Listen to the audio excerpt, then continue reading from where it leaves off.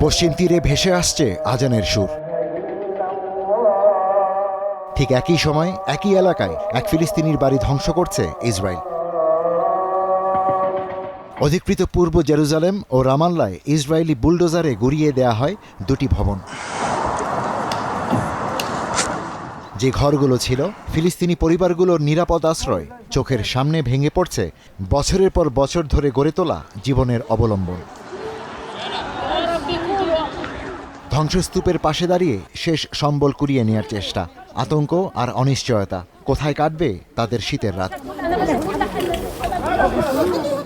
স্থানীয় বাসিন্দাদের দাবি, কোনো পূর্ব সতর্কতা ছাড়াই চালানো হয় এই উচ্ছেদ অভিযান।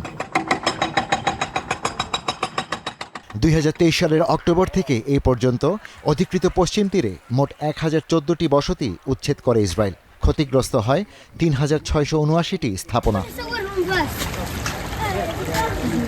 গাজায় এখন একদিকে তীব্র শীত, অন্যদিকে অসময় তীব্র বন্যা। ভেজা তাঁবু আর ভেজা কম্বলের সাথে লড়াই করছে মানুষ। এমন অবস্থায়ও গাজায় মানবিক সাহায্য প্রবেশে চলছে ইসরায়েলি নিষেধাজ্ঞা।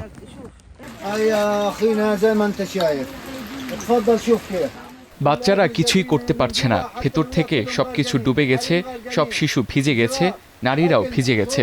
আমাদের কলস, খাবার, পানীয় সবকিছুই পানিতে তলিয়ে গেছে। দেখুন সবকিছুর কি অবস্থা, ভেতরে ভেতরে পানি জমে আছে, যেমনটা আপনি দেখছেন, আর কেউই কিছু করতে পারছে না। বিদ্যুৎ নেই, জ্বালানি নেই। রাত নামলেই হিমশীতল বাতাসে কাঁপছে পুরো উপত্যকা। সারা রাত আমি আর বাচ্চারা দাঁড়িয়েছিলাম, পুরো রাতটাই দাঁড়িয়ে। আমি তো একজন বড় মানুষ, আমি যদি সামলাতে না পারি তাহলে এই ছোট্ট বাচ্চারা কিভাবে সামলাবে?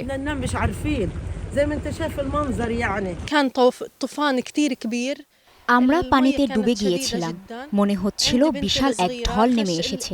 রাতে আমি আমার মেয়েকে নিয়ে তাঁবুর ভেতরে দাঁড়িয়েছিলাম। চারদিক থেকে পানি ঢুকে পড়ায় মনে হচ্ছিল যেন আমরা একটা পুকুরের মধ্যে আছি। যখন খাদ্য, জ্বালানি, আশ্রয় ও সাহায্য একসঙ্গে নিষিদ্ধ হয়, তখন শীত হয়ে ওঠে প্রাণঘাতী। শীতবস্ত্রের অভাব আর চিকিৎসা ব্যবস্থা না থাকার বলি হলো এই নবজাতক। রাতভর শীতে মারা যায় শিশুটি। এমন পরিস্থিতি এই নবজাতকের মতোই কেড়ে নিয়েছে আরও 11 জনের প্রাণ। যে বয়সে একটি শিশুর নিরাপদে ঘুমানোর কথা, সেখানে ঠান্ডা আর অবরোধ হয়ে উঠেছে তার সবচেয়ে বড় শত্রু। মানবিক সহায়তার অপেক্ষায় থাকা গাজাবাসীর প্রশ্ন, আর কত প্রাণ গেলে খুলবে রাফার বন্ধ দুয়ার? Ishtiaq Hossain, star news.